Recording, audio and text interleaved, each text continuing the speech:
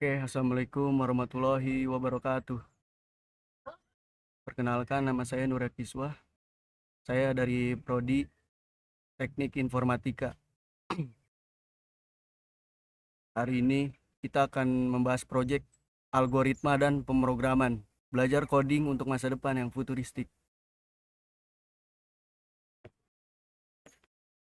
Untuk materi hari ini, kita akan membahas percabangan, perulangan, array, dan function dengan aplikasi dev C++. Oke, next. Tujuan pembelajarannya adalah satu, mempelajari konsep dasar memungkinkan seseorang untuk menjadi programmer dalam menyelesaikan berbagai tugas pemrograman. Yang kedua, memahami dan menggunakan konsep percabangan C++ yang lebih kompleks. Yang ketiga, kemampuan untuk mengimplementasikan percabangan, perulangan, array, dan fungsi. Oke, next. Yang pertama itu ada percabangan.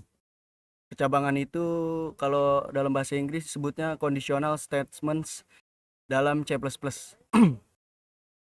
Percabangan adalah struktur kontrol yang memungkinkan eksekusi program untuk memilih tindakan yang akan diambil berdasarkan kondisi yang diberikan. Percabangan memungkinkan alur eksekusi program untuk beralih di antara berbagai blok kode tergantung pada evaluasi kondisi yang telah ditetapkan.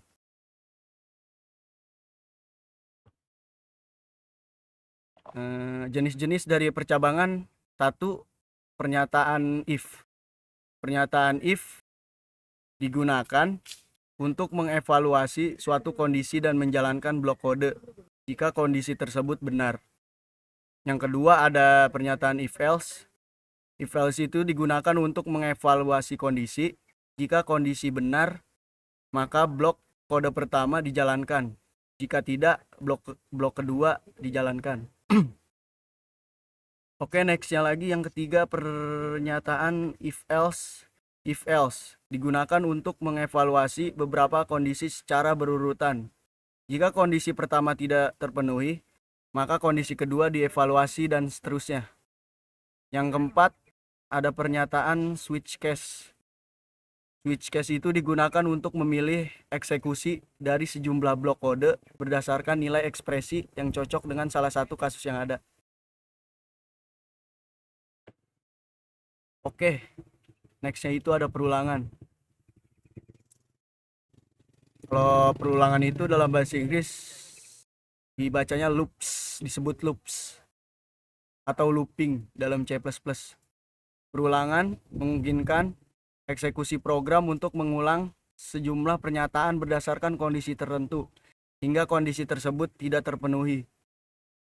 Dalam pemrograman, perulangan atau sering disebut looping adalah konsep yang memungkinkan untuk mengeksekusi serangkaian pernyataan atau blok kode secara berulang sesuai dengan kondisi tertentu atau jumlah literasi yang ditentukan.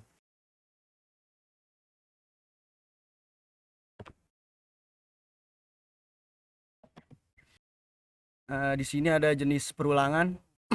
Jenis-jenis perulangan yaitu perulangan for digunakan ketika jumlah literasi sudah diketahui sebelumnya atau dikendalikan oleh variabel counter. Kedua, perulangan while digunakan ketika jumlah literasi tidak diketahui sebelumnya dan bergantung pada kondisi yang dievaluasi. Yang ketiga, perulangan dual. Dual itu mirip dengan while, namun blok kodenya dieksekusi setidaknya satu kali sebelum kondisi dievaluasi. Nextnya ada array. Array disebutnya data struktur. Dalam C++, array adalah kumpulan elemen data dengan tipe yang sama yang disimpan dalam satu variabel dan diakses menggunakan indeks. Array juga seringkali disebut sebagai tipe data karena merupakan tipe data yang memungkinkan penyimpanan beberapa nilai dalam satu variabel dengan tipe yang sama. Oke, next. Ada jenis-jenis dari array. Yang pertama itu array satu dimensi. Array satu dimensi adalah jenis array yang paling sederhana, yang terdiri dari kumpulan elemen data yang disimpan dalam satu baris. Yang kedua ada array 2 dimensi atau matriks. Array 2 dimensi adalah array yang mengatur elemen data dalam bentuk matriks dengan baris dan kolom. Yang ketiga ada array multidimensi atau array yang lebih dari 2 dimensi. Selain array 2 dimensi, C++ juga mendukung array multidimensi yang lebih kompleks seperti array 3 dimensi, 4 dimensi, dan seterusnya. Yang keempat ada array string, disebutnya array of characters. Array string merupakan array dari karakter atau char yang digunakan untuk menyimpan dan memanipulasi string dalam C++. Nextnya ada fungsi. Fungsi itu disebut dalam bahasa Inggris yaitu function. Dalam C++, fungsi adalah blok kode yang terpisah yang dapat dipanggil untuk menjalankan tugas tertentu. Fungsi ini memiliki nama, menerima sejumlah argumen atau parameter, melakukan operasi atau perhitungan, dan seringkali mengembalikan nilai jika diperlukan. Jenis-jenis dari function yaitu 1. Fungsi nilai baik atau function with return value. Fungsi ini mengembalikan nilai setelah melakukan operasi atau perhitungan tertentu. Tipe data kembalian harus didefinisikan di depan nama fungsi. Fungsi tanpa nilai kembali yaitu adalah void function. Fungsi ini tidak mengembalikan nilai. Biasanya digunakan untuk menjalankan serangkaian pernyataan atau tugas tertentu tanpa mengembalikan nilai apapun. Yang ketiga, fungsi dengan parameter. Fungsi dapat menerima parameter atau argumen sebagai masukan. Parameter ini digunakan dalam fungsi untuk melakukan operasi tertentu. Yang keempat ada fungsi overloading. Fungsi dengan nama yang sama. Dalam C++, Anda dapat mendefinisikan beberapa fungsi dengan nama yang sama asalkan jumlah atau parameter berbeda. Ini disebut fungsi overloading. Contoh penggunaannya di dalam percabangan. Jadi ada stack include your stream using namespace standard std. Using namespace std. Kalau di percabangan dia menggunakan int main, lalu menggunakan int angka, terus menggunakan if dengan nilai angkanya lebih dari 0. Code-nya adalah angka bilangan positif.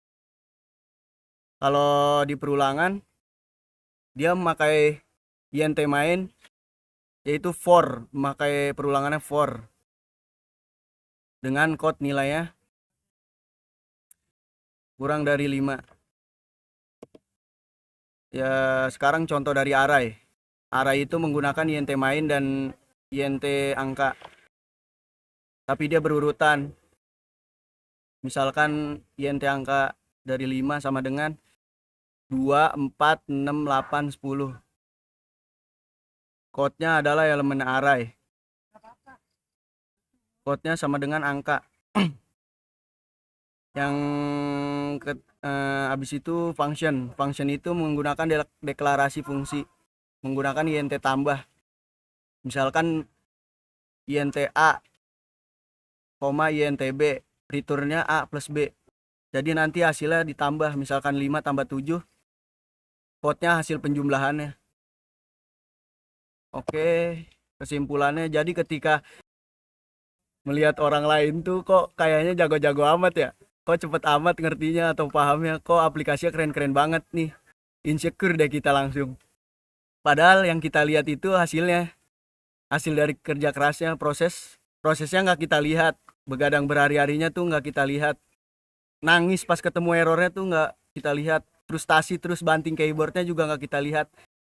Jadi sebisa mungkin kita fokus saja pada diri kita, fokus agar diri kita itu lebih baik dari hari kemarin, fokus aja untuk bertumbuh sedikit demi sedikit setiap harinya. Jangan lupa juga untuk selalu bersyukur dengan capaian yang sudah kita raih. Ingat, sesedikit apapun progres kita, yang namanya progres itu tetap progres.